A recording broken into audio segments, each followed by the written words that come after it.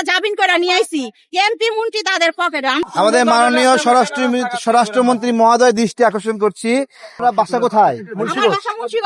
মুন্সিগঞ্জ পৌরসভায়। মুন্সিগঞ্জের এই যে আরিফ নামে একজন হত্যা, এই বিষয়ে অনেকেরই ছবি আছে, আমি জানি না তারাই অভিযুক্ত কিনা।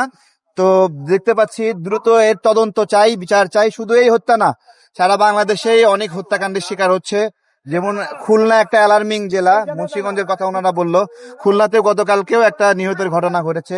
তো এই আইন শৃঙ্খলার এই বিষয়গুলোতে খুবই জোর দেওয়া দরকার। এবং প্রত্যেকটা হত্যাকাণ্ডের পিছনে অনেক দেখা যাচ্ছে যে পারিবারিক সম্পদ বিরোধ বিভিন্ন ধরনের ঘটনা থাকে, আবার রাজনৈতিক ভাবেও অনেকে প্রভাব থেকে এই ধরনের হত্যাকাণ্ডগুলো করা থাকে। যারা দোষী তাদের বিচার চাই।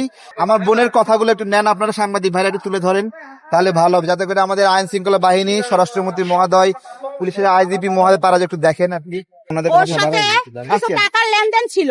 তো আমার ছোট ভাই যখন কাজে চলে যায়, তখন আমার বড় ভাই আর কি যেই লোকের কাছে টাকা পাইতো ওরে আর কি নিয়ে আসছিল।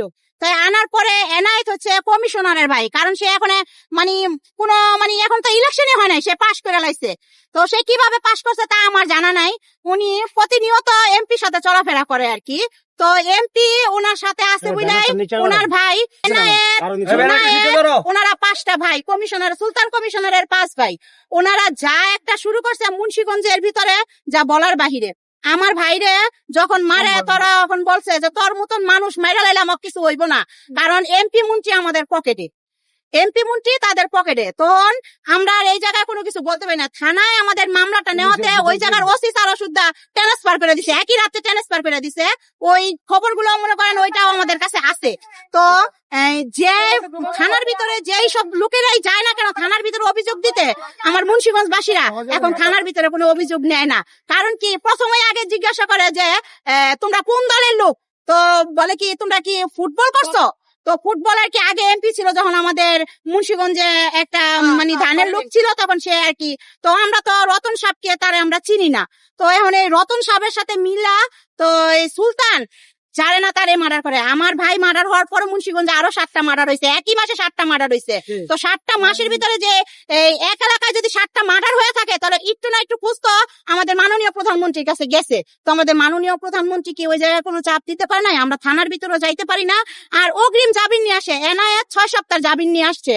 আরেকটা আসামি ধরছে, উনিও কিভাবে জামিন নিয়ে আসছে তা আমাদের বিচারপতি বলতে পারে, এটা তো কোর্টের কাজ। তখন আমি আর কি মাননীয় প্রধানমন্ত্রীর ইয়াতে বলতাছি যে আমি আমার ভাইয়ের সুস্থ বিচার চাই। 1 সপ্তাহের ভিতরে কিভাবে একটা এই মার্ডার কেসের আসামির জামিন হয় তা আমাদের জানা নাই।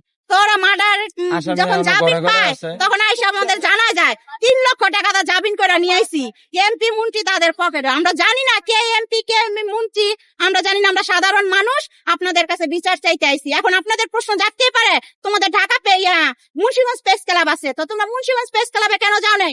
আমরা প্রথমবার আমার ভাই মারার পরে আমরা প্রেস ক্লাবে একটা আন্দোলন করছিলাম, সাংবাদিক সমাবেশ করছিলাম, কিন্তু পরের থেকে আর আমাদের সাংবাদিক আমাদের আর ওই প্রেস ক্লাবের সামনে যাইতে পারি না। আমি যদি বলি ভাই আমাদের নিউজটা কেন করেন না, বলে আমাদের নিউজটা উপরের থেকে মানা আছে। কে বা কারা এই বাধা দেয় আমরা তা জানি না। আর আপনারা একটু বিবেচনা করে দেখবেন, ফুটবলকে আমরা ফুটবল চিনি না, আমরা ধানের শীষ। আমরা জানি যে আমাদের মাননীয় প্রধানমন্ত্রী তারেক জিয়া রহমান, সে ধানের শীষ, আমরা তারা ধানের শীষ ভাবেই আমরা ভোট দিছি, আমরা অন্য কাউরে চিনি না। এটাই আমার কাছে। আর আমার ভাইয়ের মাননীয় প্রধানমন্ত্রীর দৃষ্টি আকর্ষণ করে বলছি যে আসামি যদি 1 সপ্তাহের ভিতরে জামিন পাওয়া যায়, তাহলে এই দেশের আইন শৃঙ্খলা এবং কি থানা প্রশাসন কই গিয়া দাঁড়াইবো সেটা আপনি আমাদেরকে বলে দেন।